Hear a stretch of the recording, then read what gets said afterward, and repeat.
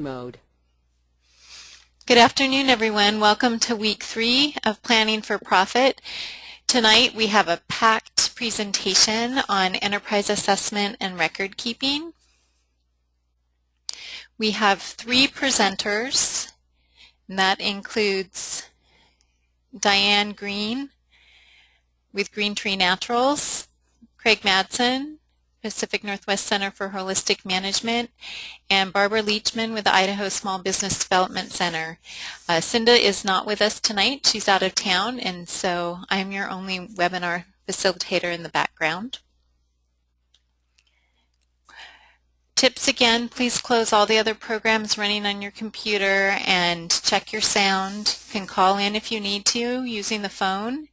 And if you could please type your questions for the speakers into the question box during the presentation, that's really going to help us stay on time tonight. And the question box is on the right side of your screen in the control panel. And if your control panel is shrunk, you should be able to click on the reddish-orange arrow and maximize that. I know that we have a lot of assignments, and we've had a lot of assignments really looking at the direction you want to take, using some tools to evaluate decisions, looking at your weak link, how to use a marginal reaction filter, and look at allocating time and money to actions to address your financial weak link. This next week we're going to move into really looking at some of your numbers and financial analysis. So we hope that you've had an opportunity to finish the week 1 and 2 readings and have started week 3, and that you've been able to complete the week 1 and 2 assignments. And so we're really fast forwarding into content, and it's important that you can set aside some time to do your assignments and your readings each week so you don't fall too far behind. So with that, let's move on to our first speaker with Diane talking about enterprise assessment. Good afternoon, everyone. Hope you had a nice sunny day like we did up here, despite our fresh 8 inches of snow. Do I have the keyboard? Sure, no, if you click on it, you should have it.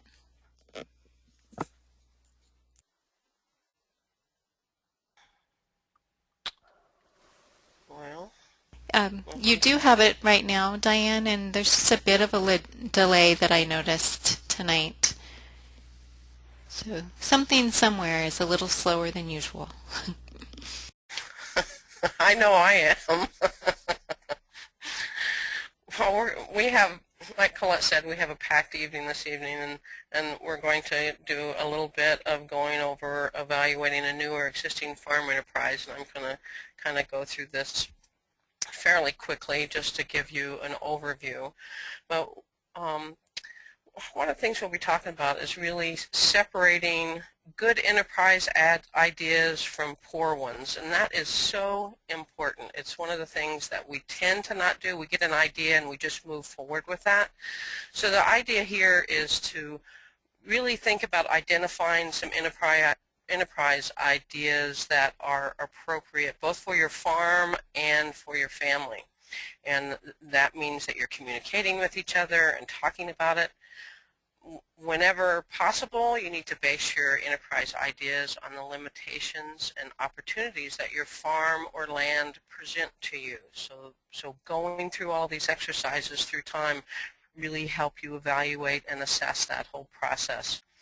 Some of the exercises and the assignments from the Holistic Management Handbook that you've had in the last couple weeks have really been moving you through some different ways of reflecting how to invest your time, money, and labor. And as we move forward with that, you need to think about that there's plenty of opportunities for developing alternative enterprises. You may have already decided on an enterprise idea or need to take a closer look to assure your idea is compatible with your goals, and really looking at those two back and forth is truly important. And the thing is, oftentimes we make decisions without taking the time to completely assess and review the nitty-gritty of the enterprise. So I'm just going to give a kind of an overview and just to give you some things to really start thinking through the process. Because really when it comes down to it, there are so many opportunities out there for developing alternative enterprises, and thinking it through is the bottom line that we really want to be looking at here, because you can invest time and energy and money into a project, and if it's not going to be profitable, what's the point? The picture here you're looking at is taking the garlic scapes off of our, we plant about a third acre of garlic. See if I can get this to go. So talking about chickens, go back. There we go. There's our girls.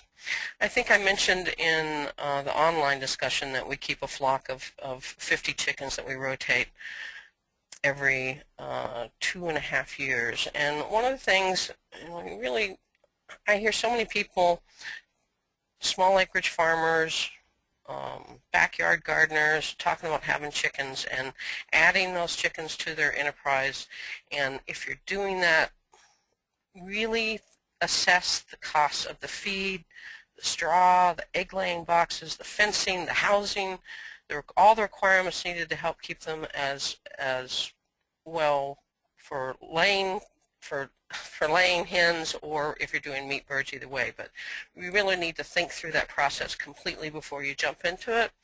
And a SWOT analysis is really a nice way to kind of get you thinking through that process. So I went through and did a SWOT analysis for eggs for our chickens, and kind of just to give you an idea of thinking just what the strengths and opportunities and weaknesses and threats are, and what our SWOT analysis for eggs is might be a little different than yours for whatever reasons, but I really wanted you to think about that. In the if you haven't looked at the DVD that came with the Organic Farmers Business Handbook. Oh, before I go there, I found this and I had to put this in here. Really, one of the things about raising chickens for eggs, and a lot of people will eat their hens when they're at the end of it, but one of the things of really keeping those records and paying close attention to make sure that Henrietta isn't going down and picking up eggs and putting them in the nest. So there's my humor moment for the evening. But if you haven't, back to the DVD that came with the Organic Farmers Business Handbook, Richard Wiswall makes some excellent points and goes through a simple step-by-step process about doing a cost analysis. And even if you're simply estimating the costs and you've never done that before, but you have some ideas, even if you haven't been keeping good records with that, you got to start somewhere. So sitting down and doing cost estimates is a good place to start for that. So we went through, he did a cost estimate on his DVD. This is what we came up with for our meat birds, and we used to do meat birds quite often, and we'd only do 150 or 200 meat birds at a time. But when I sat down and figured out the exact cost of what it was costing me, and looking at the fact that I'm going to have to charge a minimum of $3.05 a pound to make my money back, and that's without the labor costs. I really, when I started asking my customers that had been buying from me for $3.50 a pound, if they would be willing to pay $4.50 a pound, I mean, they weren't. So we quit doing meat birds. I mean, we do them for ourselves, but the point here is I've gone through, I mean, we did it for a number of years, but I did it without doing this real cost analysis. And like I say, I've really done a lot of things from the seat of my pants. And once I started working through the process, I realized that it's a lot of work, a lot of time, and a lot of energy for making a minimal amount of money. So we quit doing it. Something you really need to look closely at and contemplate. So I put the Huckleberry Blues up here, and this is a jam that we have made for a number of years, and sold at the farmer's market. We and I'll probably talk more about the jam in a later week as we talk about marketing. But when you're doing value-added products, you really, as well, need to really closely be evaluating the cost of that jam. And the thing is, what it cost last year is going to be different than this year, depending on what you're doing. For us, with the Huckleberry Blues Jam, the cost of huckleberries varies every single year because we have good huckleberry years and bad huckleberry years. We have years where we can go out and have the time to go out and harvest them ourselves. We have years where we have to buy them. So every year we do a cost analysis and assess the cost of our blueberry jam. So this is our cost analysis for this year. And we grow our own blueberries. We did pick some huckleberries to try to keep the cost down, but we freeze all of our berries during the summer season, and then we do our jamming in the wintertime. And well, of course, we're jamming in the summertime too, but not making jam that you can eat. I know you're laughing. Please be laughing at my joke. So anyways, when we sat down and figured out the total cost of our jam for this year, with the cost being $4.85 a jar, we're going to have to raise the price of our jam. So we're selling a half pint for $6. So it's going to go to $7 this year. It is a specialty item, and I believe that the customers will pay for that. And in Sandpoint, we do have a pretty good customer base where it's tourists coming through and they're really interested in buying something with huckleberries, so we'll adjust accordingly. So here we're looking at beans as a new or existing farm enterprise. We have always done beans, green beans, Romano beans, filet beans, French filet beans. They're a good product per pound. We get about $6 a pound for them because they're a specialty item. But I encourage you, whatever type of product, we'll just focus on the bean aspects. You know, if you're thinking about growing more beans, we know exactly, because we have tracked our time of how much time it takes us to pick a 100-foot row of beans, a 300-foot row of beans, or 3 100-foot row of beans, however you want to look at that. But we know that we've maxed out as much. I mean, we could grow more and sell more, but we cannot keep up with it. So for the time investment that we have, we're growing as many beans as we can have. So when you're thinking about, you know, if you were thinking about expanding on your beans, you should talk to me.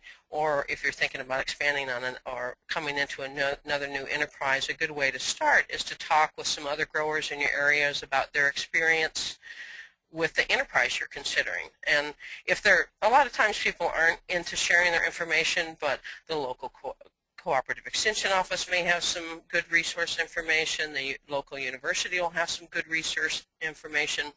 So really take the time to go through that process of doing your homework and start small and keep good records. If you're thinking about doing beans as a project or garlic as a project, just track your time. It's not that hard. We've done that where we just do a calendar or keep a notebook in the field, and I'll check my watch, and if I pick beans for an hour, I note that. If I harvest garlic for an hour, I note that.